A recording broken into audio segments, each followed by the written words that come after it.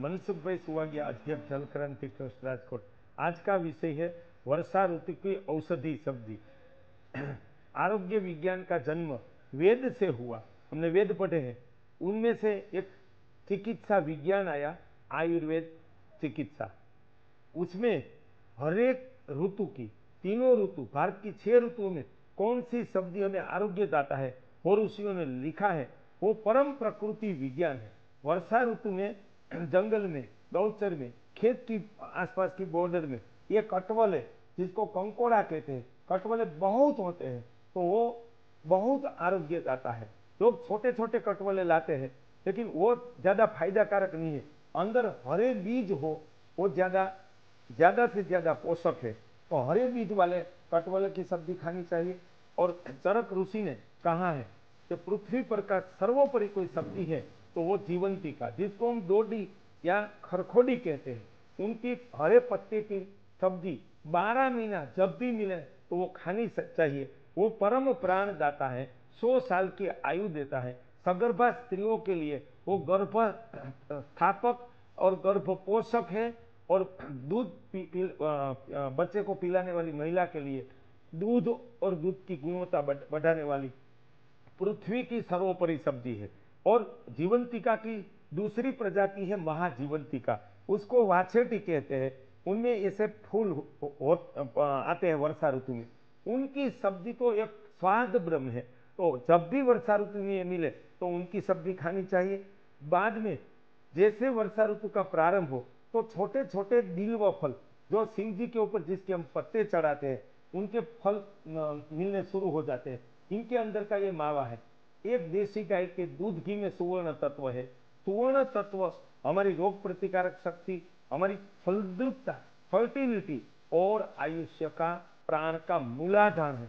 वो हमें सिर्फ देशी गाय का दूध घी में से मिलता है। जर्सी जानवर, ऐसे जानवर, भैंस में से हमें नहीं मिलता, इसलिए वो प्राण संजीवन है। और दूसरा, वनस्पति में हमें सिर्फ बिल्व फल में से मिलता है। और आयुर्वेद में बिल्व को पाचन तंत्र के हानिकारक बैक्टीरिया, फंगस, कृमि नाशक एवं पेट की गर्मी, दाह, अल्सर, हरस, उनकी परम संजीवनी औषध कहाँ है। तो उनका सेवन, हम उनका अचार बन के हमें अवश्य 4 महीना उनका सेवन करना चाहिए। और उनकी सब्जी बनती है कि उनको ऐसी बड़ी सलाखी से ऐसे काट दो, काटने के बाद उनकी चीरी करके उनमें से मावा निकाल दो। उनका ये मावा चप्पू से निकाल के उनकी सब्जी बन सकती है। और सूरण के साथ, आलू के साथ भी उनमें डाला जाए तो एक व्यक्ति के लिए 1 बिल्व फल या आधा बिल्व फल भी पर्याप्त है। तो सूरण के साथ उनकी दी बेस्ट, श्रेष्ठतम, स्वादिष्ट, परम पोषक सब्जी बनती है। आज ही हमारे घर में हमने ये सब्जी बनाई है। वो सूरण को आयुर्वेद में 8 कोई नवसर्जन करने वाली सब्जी कहा गया है। जब तक हमारा पाचन तंत्र जवान है, पाचन तंत्र ही हमारा बल, पुरुषत्व, रोग प्रतिकारक शक्ति, दिमाग की याद शक्ति और प्राण का आधार है। और आंत कमजोर हो जाती है तो व्यक्ति जवानी में बूढ़ा हो जाता है। वो कमजोर आंतों को पुनः यौवन प्रदान करने वाली कोई सब्जी है तो वो सूरण की सब्जी, वो भी ऑर्गेनिक है। बिल्व तो जंगल में होता है, वो 100% ऑर्गेनिक है। तो बिल्व सूरण 2 हिस्सा सूरण, मान लो आपने 500 ग्राम सूरण लिया तो उसमें बिल्व फल का मावा डालना है 200 ग्राम, 250 ग्राम, इतना पर्याप्त है। उनकी सब्जी मैं देशवासियों और विश्व को कहना चाहता हूं कि ये हमारा संशोधन है। हम सालों से ये बनाकर खाते हैं। ये पृथ्वी पर का परम परम परम आरोग्यदाता सब्जी है।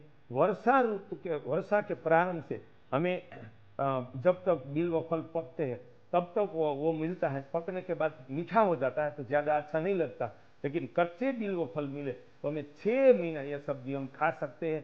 तो हम वर्षा ऋतु में ये खास कटवले, कंकोड़े, जीवंतिका के पत्ते और फूल, बिल्व की अकेली भी बन सकती है, अकेली सूरण की बन सकती है, और दोनों को ऐसे मिलाकर मिक्स सब्जी भी बन सकती है। वो खास खाए। और 12 महीना कोरू, जिसको कद्दू कहते हैं, वो कुछ संकुचित संप्रदायों ने उनको नकार दिया तो लोगों ने कोड़ू खाना बंद, कद्दू खाना बंद कर दिया, लेकिन वो परम प्राण दाता और दिमाग की शक्ति बढ़ाने वाली सब्जी है। सगर्भा के लिए प्राण संजीवनी है। 12 महीना जब तक मिले तो वो खाना चाहिए।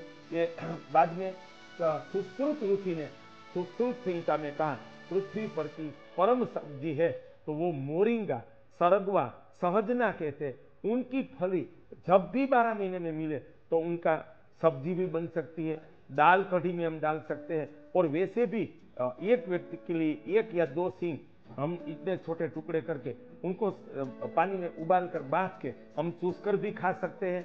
तो ये सब्जी पृथ्वी की सर्वोपरि औषधि सब्जी है। जो कंकोड़े, जीवंतिका के फूल और पत्ते, मोरिंगा एवं कद्दू एवं सूरण, ये औषधि सब्जी है। और वर्षा ऋतु में लोग कोबीज खाते हैं, वो महाविष है। वर्षा ऋतु में कभी भी, वर्षा ऋतु के प्रारंभ वैशाख महीने की गर्मी से लेकर दिवाली तक कोबीज, फुलावर, टमाटर और गाजर कैंसर, वंध्यत्व से लेकर तो हमारी प्राण शक्ति का विनाशक है, कभी नहीं खाना चाहिए। इतनी पेस्टिसाइड किसान छिड़कते, वो खुद घर में एक बार ये वर्षा ऋतु में कोबीज, फुलावर, टमाटर नहीं खाते। तो टमाटर वर्षा ऋतु में पकते ही नहीं है। सर्दी की मौसम में कच्चे टमाटर लाकर उनमें केमिकल डाल के वर्षा ऋतु में पकाया जाता है, तो वो महाविष है, उनका जहर मानकर त्याग कर दो। और आपके लिए अगर कोई सुरक्षित सब्जी है वर्षा ऋतु, ये तो औषधि सब्जी है, लेकिन वर्षा ऋतु में आपको जहां भी ये पत्ते, अरवी के पत्ते मिले तो उसमें कभी, हम तो किसान के बेटे, उसमें कभी जंतु लगता ही नहीं है, वो 12 महीना ऑर्गेनिक है। कद्दू में कभी जंतु लगता नहीं, वो 12 महीना ऑर्गेनिक है।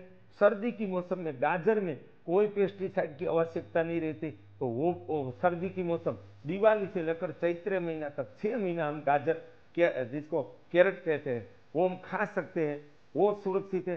तो देशवासियों, आप ये औषधि सब्जी का वर्षा ऋतु में एवं ये कद्दू और सूरण का 12 महीना सेवन करके दिव्य आरोग्य की प्राप्ति करें। हमारे अभ्यास से हमें कहना चाहता हूँ, वर्षा ऋतु में घर में कोबीज, फुलावर, टमाटर, गाजर लाना वो मानव हत्या है। उनका त्याग करके आप दिव्य आरोग्य की, अपने आरोग्य की रक्षा करें, समाज के आरोग्य की रक्षा करें। वर्षा ऋतु में अगर हमें पक्का सलाद, जिसको गुजराती में संभारा कहते हैं, वो खाना है तो कोबीज तो कभी नहीं खानी चाहिए। लेकिन औषधि संभार सलाद है कच्चा पपीता, उनके छिलके निकाल कर उनको छील के और उसको मिर्ची के साथ पका के हम खाएंगे तो वो हर एक प्रकार के बुखार के सामने परम औषधि सलाद है। एवं पपीता, कच्चा पपीता का रस पेट के हानिकारक सभी जंतु का नाश करता है। तो कच्चे पपीता का पक्का सलाद, वो कच्चा नहीं खा सकते कभी, वो पेट को हानि करता है। तेल में पकाकर मिर्ची के साथ कच्चा पपीता का सेवन वर्षा ऋतु में अवश्य करें।